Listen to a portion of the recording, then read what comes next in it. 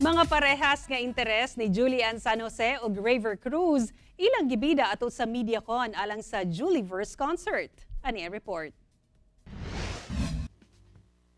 Sa gipahigayong Julieverse Mediacon, gipadayag sa Juliever nga sila si Asia's Limitless star Julian San Jose ug Rayver Cruz ang ilang parehas nga interes sama sa pagkanta ug pagsayaw.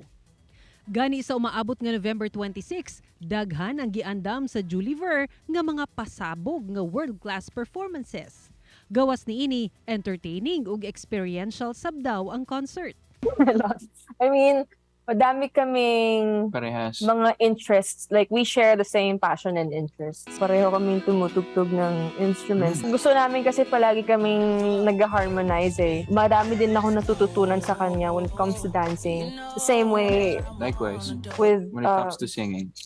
Dungan sab nga magpakilig sa maong concert ang Sparkle artists nga sila si Mavi Legaspi ug Kailin Alcantara. Saysay ni Mavi nga excited na siya nga mapakita ang iyang gipangandaman kauban ang iyang love team ug real-life sweetheart nga si Kailin Alcantara.